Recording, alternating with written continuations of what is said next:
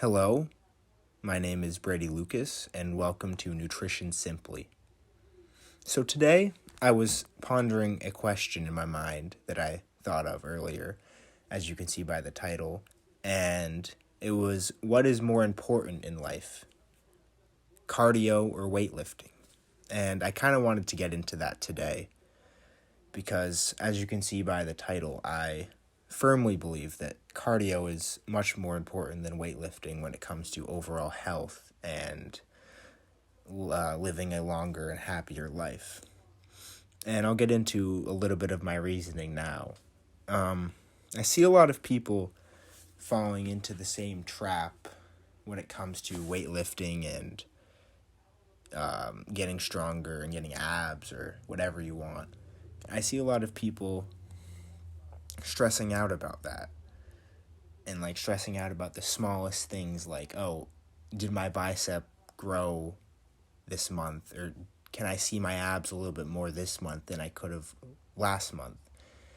And I think that is partly because of social media and how these people, you can see these people online that have 8 packs and are shredded and have giant muscles and great physiques that are most of the time unsustainable and unattainable for most people. Unsustainable meaning that, like, you can't, even them, most people in those pictures or videos, they're just like that for a small part of the year, and they have to diet down very hard to get to that spot where they're that shredded or that in shape. And it's not even healthy for them to stay there the entire year or for a long time at all. And it's not healthy for anyone. So I feel like people fall into that trap easily where they're fueled by these unsustainable goals that they see online. And I think that's a major issue.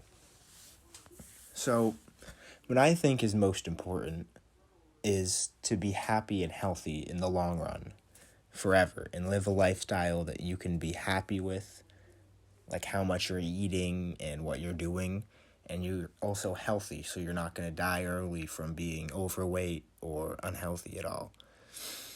And for some people, it's different for everyone. For some people, that may mean that they can have abs forever, because that's just how their body works. That's how many fat cells they have. They don't feel hungry eating X amount of food. And for other people, that's not how it works. Some people need to carry extra fat because they have more hunger hormones or they have more fat cells, and that's just how they are. Not everyone's on an even playing field. But another point I have here, moving into it, is in the long run, at the end of the day, does it really matter how big your muscles are or how toned your abs are?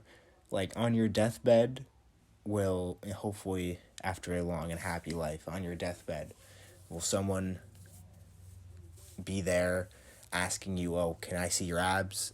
How big is your bicep? Like, no one's gonna care. And I think people have to realize that, like, no one cares about that stuff. The person that cares the most about it is you. And once you realize that, there's no pressure, there's no external pressure from anyone.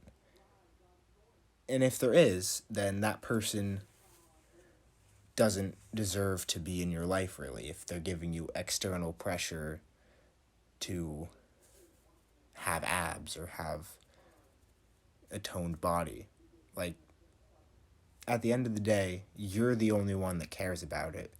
And it's fine if you don't see some progress every single day or every single month. Progress is built, and muscle is built over years and years and years and years. It's not a short-term thing. It's a long-term goal that you have. And you can't look at it day in and day out and see results. That's not how it works. So moving into my next point, the one muscle that, or one of the few muscles that are really, really, really the most important for your overall health is your heart. Your heart is your most important muscle in your body. The one that you have to work the most, and you have to, if you have a healthy heart, you're much more likely to live a longer life. And the best way to exercise your heart is by doing cardio, not weightlifting or anything like that. It's cardio. Now, what kind of cardio doesn't really matter. It's really personal preference, because somebody may like running, and that's great. If you like running, then you should run, because it's a great form of cardio. It's very good for you. But when someone, let's say, can run 2 miles a day every day, and that's their exercise, and that's great. But for someone else, running is the absolute worst thing in the world. They would die rather than doing jogging for, a mile. And for that person, it's not sustainable to tell them that they have to run 2 miles every day in order to be in shape. So for them, maybe they like swimming. So instead of running, they could swim. So they can instead of running a mile a day for, let's say, a week before they tire out and don't want to do it anymore and end up making an excuse not to do it. They can swim, which they actually like doing, and they can sustain that forever and keep doing it and keep getting healthier and healthier. So any form of cardio works. Sports, running, swimming, cycling, even going on a walk. If you go on like an hour walk once a day, that is great for your heart and great for your overall health. What's most important is to create a system of overall health that you can sustain for the long run. And the only way you're going to do that is by not stressing out about the small things day to day, looking at your progress over years and years, and also picking exercises and picking cardio and picking foods that are healthy and that you can eat or do for your entire life, things that you actually like to do. If you don't like, say you're doing a leg workout and you don't like doing squats, like it's the worst exercise in the entire world and you hate it, then you just shouldn't do it. Because if you hate it, you're not going to find the time and make the excuse to do it. If you hate it, you're going to make excuses to yourself why you shouldn't do it. But that's not how exercise should work. For exercise, you should make excuses to do it, not the other way around.